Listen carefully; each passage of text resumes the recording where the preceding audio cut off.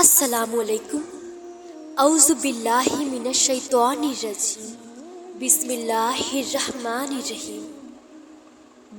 हम वो वक्त तलाश करते हैं जिसमें अल्लाह ताला हमारी दुआओं को सुन लेता है।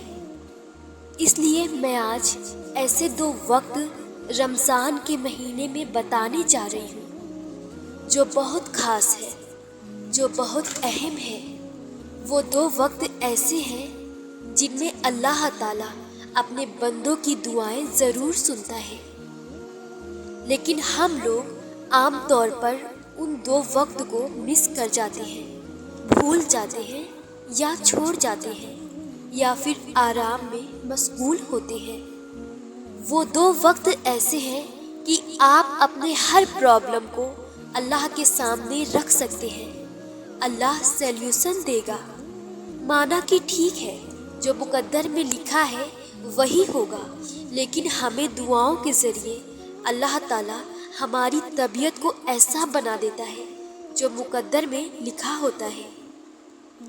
हम अल्लाह के फैसलों पर राज़ी होने वाला बन जाते हैं। तो आइए जानते हैं वो दो वक्त कौन कौन से हैं। पहला वक्त है तहज्जुद का, और तहज्जुद के वक्त में इस्तग़फ़ार करना, अल्लाह से तौबा इस्तग़फ़ार करना, अल्लाह से दुआ मांगना। आपको पता है कि तहज्जुद के वक्त में अल्लाह के सामने रोना, अल्लाह के सामने गिड़गिड़ाना, ये अल्लाह वालों की एक ऐसी खूबी है जिसको अल्लाह ताला ने कुरान मजीद में भी बयान किया है कि वो जो तहज्जुद में उठकर अल्लाह के सामने आंसू बहाते हैं, फिर अल्लाह उन्हें मायूस नहीं करता।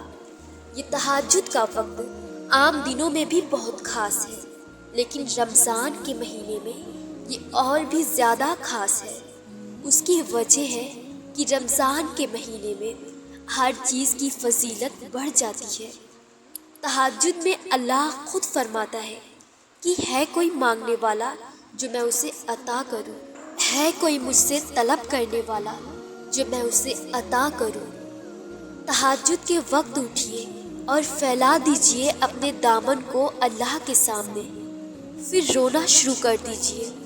अपनी हर प्रॉब्लम को रखिए अल्लाह के सामने, मांगिए अल्लाह से, रो रो के मांगिए।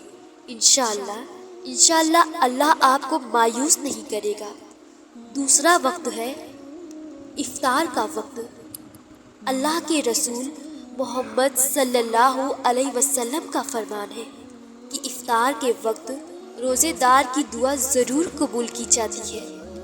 ये वो टाइम है जिसमें अल्लाह और उसके बंदे में कोई फासला नहीं होता। तो आप ये टाइम बिल्कुल भी मिस ना करिए। इफ्तार के वक्त आप लोग ज़रूर दुआ मांगे।